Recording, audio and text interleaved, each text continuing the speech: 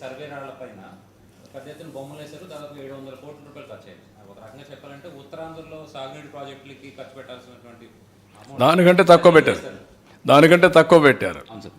ఇప్పుడు దాన్ని తీసుకురావాలన్న డబ్బులు ఏం చేయాలి? నాకు అందరూ ప్రజలు సజెషన్స్ ఇవ్వాలి. ఇప్పుడు ఇవన్నీ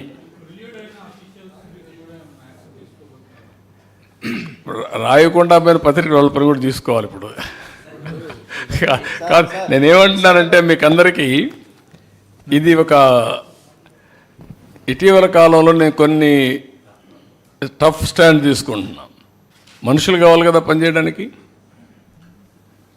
గవర్నమెంట్ అంటే రన్ కావాలి కదా ముందు.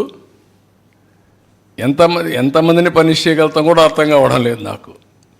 క్రైమ్లో ఒకరిద్దరు పార్ట్నర్స్ అయితే పర్లేదు, క్రైమ్లో అందరినీ సైలెంట్ చేసేసి పార్ట్నర్ చేసే పరిస్థితికి వచ్చారు. నువ్వు పనిచేయాలి వచ్చేటికి.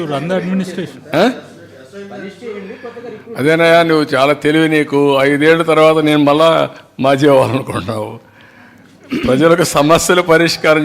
ఇప్పుడు ఊర్లో మస్కిటోస్ కుడుతున్నాయి, మందు కొట్టకర్లా.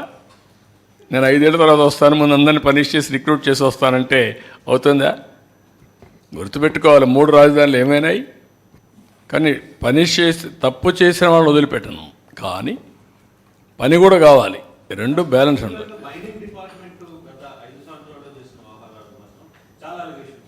అలిగేషన్సా? కాదే, అలిగేషన్స్ అంటే చాలా చిన్న పదం వాడుతున్నాం. అలిగేషన్స్ అని ఆరోపణలు కాదు, వాస్తవాలు కూడా కాదు. విధ్వంసాలు జరిగాయి. మామూలు విధ్వంసం కాదు ఇది. దాన్ని క్షమించడాన్ని నేరం చేశారు. ఎవడతను? ఎక్కడి నుంచో వచ్చాడు, ఊడిపడ్డాడు. ఇక్కడుండే ఆఫీసర్ కూడా పెట్టల హెడ్ని. దోపిడీకి యథేచ్ఛగా చేయడానికి అన్ని డిపార్ట్మెంట్లో మీరు చూస్తే క్రమ పద్ధతిలో టీటీడీ ఎక్కడ ఆఫీసర్ అతను, ఎక్కడ డిఫెన్స్లో పనిచేశాడంట, లేకపోతే బ్రెవరీస్ కార్పొరేషన్, లేకపోతే మైనింగ్ కార్పొరేషన్, లేకపోతే ఇంకొక పక్కన ఫైబర్, చాలా అన్ని ఆల్మోస్ట్ ఆల్ రెవెన్యూ డబ్బులు వచ్చే డిపార్ట్మెంట్స్ అన్నీ కూడా మీరు చూస్తే బయటని తీసుకొచ్చి పెట్టారు. దోపిడీకి కోసమే తీసుకొచ్చి పెట్టి దోపిడీ చేశారు తప్ప ఇంకోటి కాదు. అలాంటి వాళ్ళే పెట్టారు అక్కడ.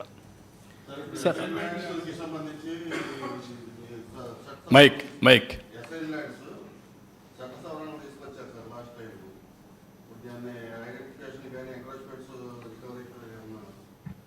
అందుకే చెప్పాను.